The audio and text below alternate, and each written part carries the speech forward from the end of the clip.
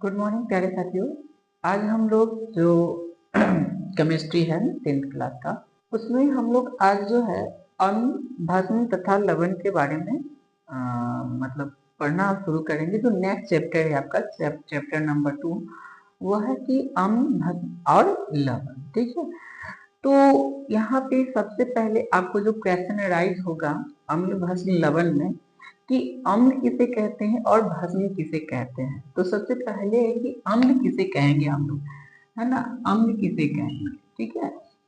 यानी कि अम्ल की परिभाषा क्या होती है। देखिए, अम्ल जो है सिंपल सा है कि अम्ल वह पदार्थ है जो स्वाद में खट्टा हो। ठीक है, जो स्वाद में क्या हो, खट्टा हो, और जिसको जब धातु के साथ अभिक्रिया कराया जाए तो वो अभिक्रिया करने के पश्चात आपको हाइड्रोजन गैस मुक्त करे, है ना। क्या है कि जो स्वाद में खट्टा हो और क्या हो, धातु के साथ अभिक्रिया करे तो आपको हाइड्रोजन गैस मुक्त करे, उसे हम लोग अम्ल कहेंगे। ठीक है, दूसरा जो नंबर है वो होता है भस्म, है ना। क्या है, भस्म। भस्म वह पदार्थ होता है जो कि जिसका जलीय विलयन कहें जो स्वाद में क्या हो, करवा हो, है ना, स्वाद में करवा हो, और जब इसी धातु के साथ अभिक्रिया, सॉरी, अम्ल के साथ, धातु के साथ नहीं, भस्म कभी भी धातु के साथ अभिक्रिया नहीं करती है, ठीक है ना। ये अम्ल के साथ अभिक्रिया करती है, और अम्ल के साथ अभिक्रिया करके उदासीनीकरण अभिक्रिया होती है, जिसके फलस्वरूप लवण का निर्माण होता है।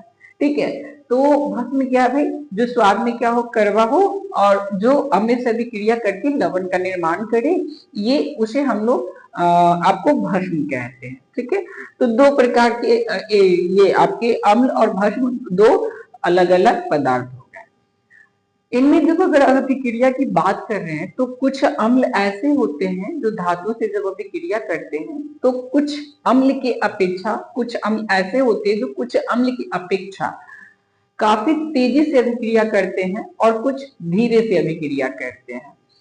तो अम्ल जो होते हैं यहाँ से उसके स्ट्रेंथनेस पे, उसके ताकत पे, उसे हम लोग अलग अलग वर्ग में रखे हैं, जिसमें कि एक को हम लोग बोलते हैं कि प्रबल अम्ल है और दूसरे को बोलते हैं कि यह दुर्बल अम्ल है।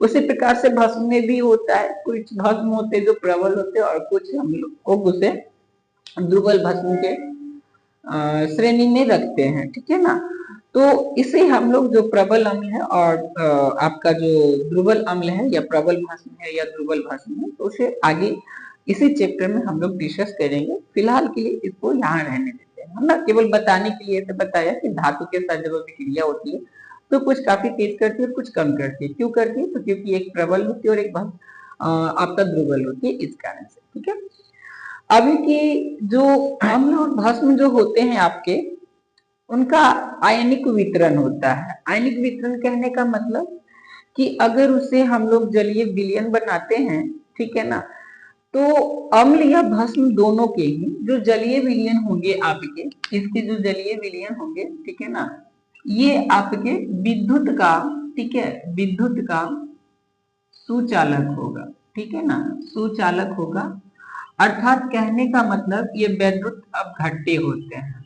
ठीक है, वैद्युत अपघट्य होते हैं, यानी कि जब किसी भी अम्ल को या भस्म को जल में विलीन किया जाता है, जल में उसे मिश्रित किया जाता है, तो वो आपको प्लस और माइनस, यानी कि धन आयन और ऋण आयन में टूटते हैं। ठीक है ना, धन आयन और ऋण आयन में टूटते हैं।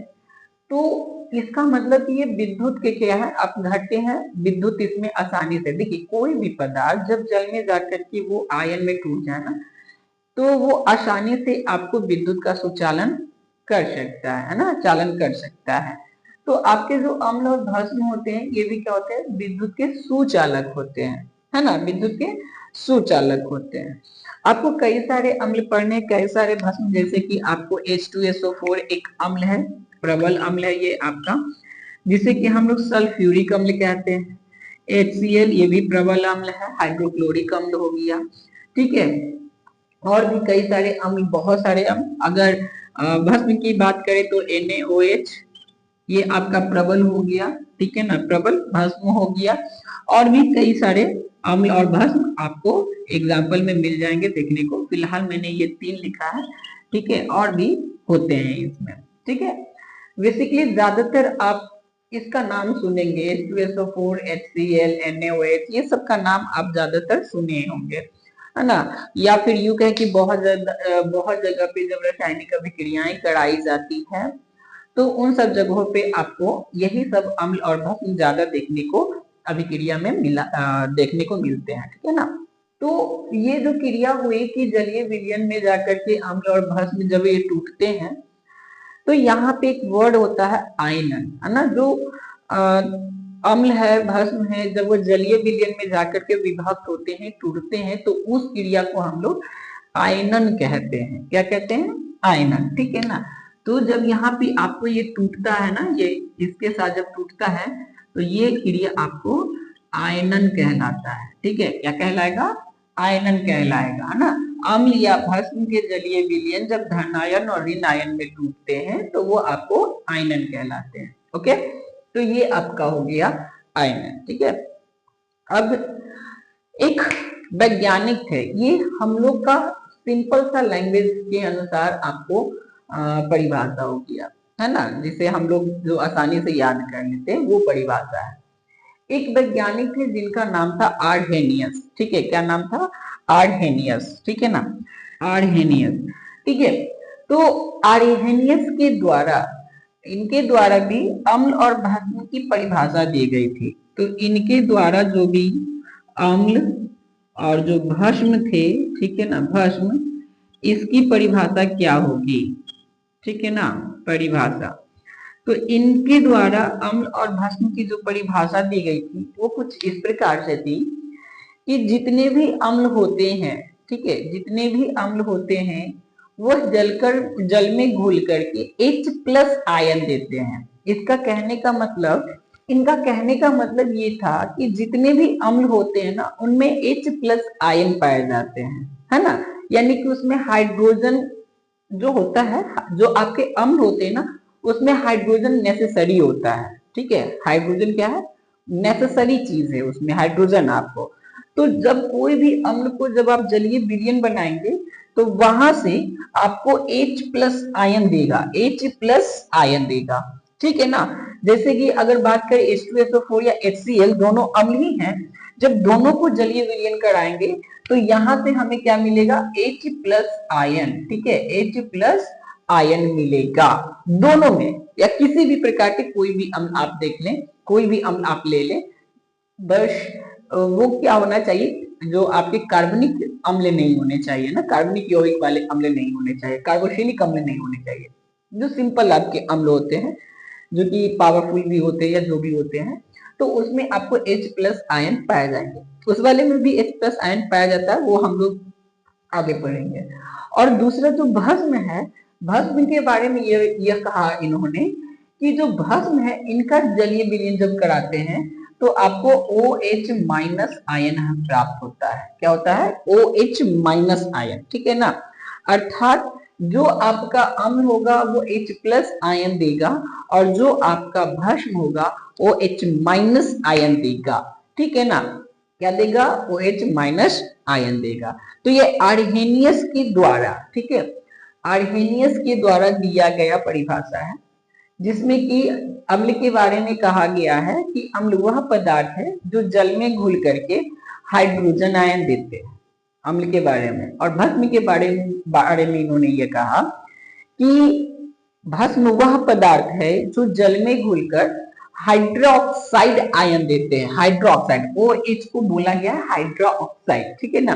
तो ये हाइड्रोक्साइड OH- आयन देते हैं। क्या देते हैं? OH- आयन देते हैं, ठीक है। तो ये आपका हो गया क्या? ये आपका हो गया आर्हेनियस के द्वारा परिभाषा, ठीक है। अब इसमें एक वर्ड होता है क्षार, ठीक है ना। क्या होता है? क्षार। कभी कभी हम लोग इस्तेमाल करते हैं क्षार का। तो क्षार क्या चीज होता है? देखिए, क्षार कोई अलग चीज नहीं है, भस्म का जलीय विलयन, ठीक है ना। भस्म का जलीय जो विलयन होता है, ठीक है, जलीय जो विलयन होता है, जिसमें कि आपका क्या होगा कि जल की मात्रा होगी, जिस भस्म में जल की मात्रा होगी, ठीक है, या जल में जो विलेय भस्म होंगे, ठीक है, उसे हम लोग क्षार कहते हैं। क्या कहते हैं? क्षार। तो क्षार क्या है? क्षार कोई अलग पदार्थ नहीं है, भस्म का ही रूप है, जिसमें कि वाटर मॉलिक्यूल्स पाए जाते हैं, वाटर के अंश पाए जाते हैं, या वाटर उसमें मिले होते हैं, है ना, उसे हम लोग क्षार कहते हैं। ठीक है, नेक्स्ट उदासीनीकरण। उदासीनीकरण किसको कहते हैं? उदासीनीकरण। ठीक है, उदासीनीकरण हो गया। देखिए, जब कोई भी अम्ल भस्म के साथ अभिक्रिया करती है, जब कोई भी अम्ल भस्म के साथ अभिक्रिया करती है, तो अभिक्रिया के फलस्वरूप लवण और जल बनाती है। लवण और जल बनाती है। तो लवण और जल बनाने की जो अभिक्रिया होती है, उसे ही हम लोग उदासीनीकरण अभिक्रिया कहते हैं। एग्जाम्पल में जैसे कि आपका NaCl, सॉरी NaOH साथ में HCl के साथ जब हम लोग अभिक्रिया कराते हैं, यहाँ से NaCl प्लस H2O मिलता है। ठीक है, क्या मिलता है? NaCl प्लस H2O मिलता है, जो कि क्या है, जो आपका क्या है, एक उदासीनीकरण अभिक्रिया है। क्या है? उदासीनीकरण अभिक्रिया। यहाँ पे NaOH एक भस्म हो गया और HCl अम्ल हो गया। तो भस्म का अम्ल से अभिक्रिया होना, अभिक्रिया के फलस्वरूप आपका लवण NaCl, लवण यानी कि सॉल्ट, तो यहाँ पे सॉल्ट बना और साथ ही साथ वाटर बना, जल बना। तो इसे हम लोग क्या कहेंगे? उदासीनीकरण अभिक्रिया कहेंगे। ठीक है ना। तो ये था आपका उदासीनीकरण अभिक्रिया। इसके आगे की अम्ल और भस्म का गुण के बारे में है ना, अम्ल और भस्म के गुण। ठीक है, अम्ल और भस्म के गुण। देखिए, अम्ल का क्या गुण होता है, भस्म क्या क्या गुण होता है, उसके बारे में हम लोग डिस्कस करेंगे। ठीक है ना। जैसे पहला नंबर में इसके गुण के बाद बहुत सारे गुण होते हैं, कई सारे गुण होते हैं इसमें, जिसमें पहला नंबर है स्वाद का, है ना। कौन सा है? तो स्वाद के बारे में। तो स्वाद में कहा गया है कि जो अम्ल होते हैं वो स्वाद में खट्टे होते हैं। अम्ल क्या होते हैं? तो खट्टे होते हैं स्वाद में। ठीक है ना। और जबकि आपका जो भस्म होता है, यह स्वाद में कड़वा होता है। कैसा होता है? कड़वा। तो अम्ल खट्टा होगा, ठीक है, स्वाद में, और भस्म जो होता है स्वाद में वो कड़वा होता है। ठीक है। जैसे अगर कोई भी चीज आप खा रहे जो कि खट्टा आपको लगे, जैसे कि आप दही खा रहे, कोई फल खाएं जो खट्टा लगा, नींबू आपका खट्टा लगता है, इमली आपका खट्टा लगता है ना। तो जो भी आपका जो फल आप खाते हैं, या जो भी चीज आप जो खट्टे पदार्थ खा रहे हैं, तो उस खट्टे पदार्थ में आपको अम्ल पाया जाता है। जैसे कि अगर हम लोग नींबू, संतरा या फिर कच्चे अंगूर की बात करें, तो उसमें आपको सिट्रस अम्ल पाया जाता है। कौन सा? सिट्रस अम्ल एक होता है जो पाया जाता है। उसी प्रकार से आपका जो घर में हम लोग जो सिरका का इस्तेमाल करते हैं ना, अचार को बनाने के समय में, अचार के परिरक्षक के रूप में, तो वो जो आपका जो सिरका होता है उसमें एसिटिक एसिड होता है, एसिटिक अम्ल होता है, जो कि 6 से 8% होता है। 6 से 8% उसका मतलब पावर के हिसाब से कि 6 से 8% होता है विलयन में आपका एसिटिक एसिड होगा। ठीक है। तो और भी कई प्रकार के जो होते हैं वो अम्ल आपको खट्टे होते हैं, और इसका जो उपयोग होता है ये कई प्रकार के भोज्य पदार्थों को परिरक्षण में आपका इस्तेमाल भी किया जाता है। ठीक है ना। दूसरा है कि भस्म जो कि स्वाद में क्या होता है? कड़वा होता है। भस्म स्वाद में कैसा होता है? तो कड़वा होता है। ठीक है ना। यहाँ पे कुछ आपको फल के नाम या फिर पदार्थ के नाम लिखे हुए हैं, और उन पदार्थ में कौन कौन से अम्ल हैं, है ना, उनके बारे में भी दिया हुआ है। तो मैं आपको वो यहाँ पे दे दूंगा, जो आपको याद कर लेना। एग्जाम में आपसे डायरेक्ट पूछेगा कि कौन से पदार्थ में कौन सा अम्ल पाया जाता है। जैसे कि आपको अगर बात करें संतरा या कच्चा नींबू, ठीक है, तो उसमें आपको सिट्रिक अम्ल पाया जाता है, सेल में मैलिक अम्ल पाया जाता है, इमली में कौन सा अम्ल है तो टार्ट्रिक अम्ल है। इसी प्रकार से आपको कई सारे जो पदार्थ हैं वो दिए हुए हैं और उनमें कौन से अम्ल पाए जाते हैं उनके बारे में भी बताया हुआ है। ठीक है ना, तो इसको याद करना काफी ज्यादा जरूरी है क्योंकि एग्जाम में आपको जो है वो शॉर्ट जो क्वेश्चंस होते हैं जो 1 नंबर के या 2 नंबर के, खास तौर से जो ऑब्जेक्टिव क्वेश्चन होते हैं उसमें आपको ये क्वेश्चन पूछेगा। ठीक है, दूसरा जो नंबर है आपके गुण वह है विषैले और तीव्रनाशक। ठीक है, विषैले और तीव्रनाशक। देखिए बहुत सारे अम्ल ऐसे होते हैं जो कि एज अ पॉइजन के रूप में काम करते हैं या फिर वो तीव्र नाशक होते हैं। तीव्र नाशक कहने का मतलब कि काफी जल्दी अभिक्रिया करके वो किसी भी चीज को, पदार्थ को गला भी सकते हैं। जैसे कि अगर बात करें H2SO4 की, जिसे हम लोग कहते हैं सल्फ्यूरिक अम्ल, इसे अम्लों का राजा भी कहा जाता है। तो जो H2SO4 है वो इतना ज्यादा तीव्र नाशक होता है या इतना ज्यादा यूं कह के विषैला होता है कि शरीर पे अगर उसकी एक बूंद भी गिर जाएगी तो वह उतनी दूर के शरीर को पूरी तरह से वो गलाकर खत्म कर देगा। हड्डी पर गिरेगी, हड्डी को खत्म कर देगा।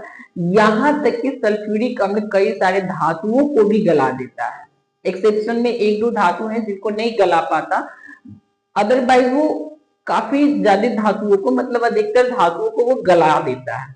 तो H2SO4 इतना तीव्र नाशक होता है। ठीक है, उसी प्रकार से HCl जिसे कि हाइड्रोक्लोरिक एसिड हम लोग कहते हैं, वो भी आपका तीव्र नाशक होता है। आपको यह जानकर आश्चर्य होगा कि जो H2SO4 है वो हमारे शरीर के अंदर भी पाया जाता है। ठीक है ना, सॉरी H2SO4 गलती हो गया, HCl है ना, हाइड्रोक्लोरिक अम्ल जो शरीर के अंदर पाया जाता है।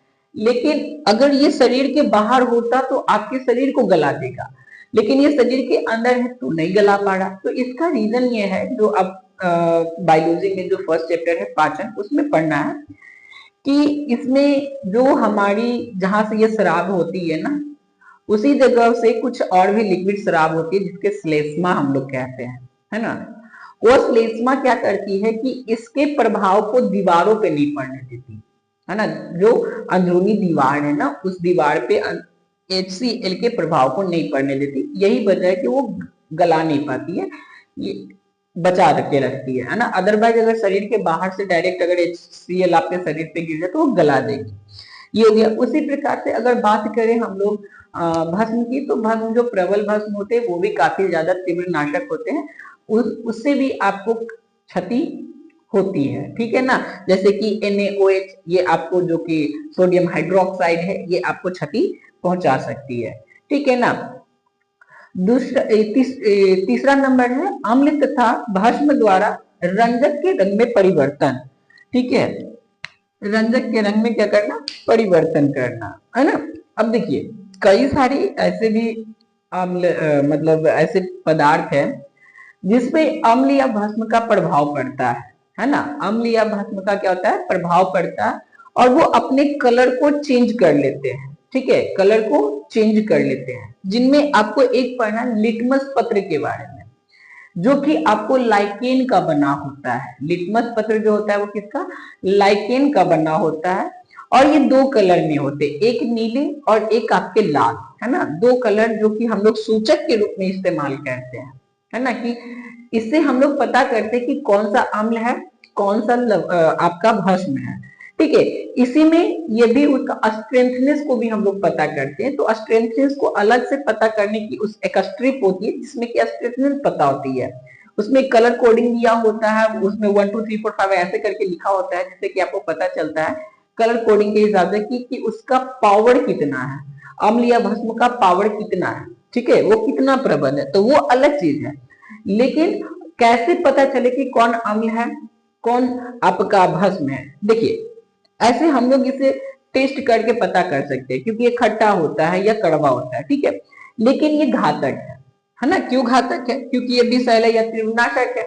अब टेस्ट करेंगे, अगर H2SO4 निकला तो जीभ को ही गला देगा, या NaOH निकला तो जीभ को ही गला देगा। इसलिए इसको हम लोग टेस्ट करके तो डायरेक्ट देख नहीं सकते।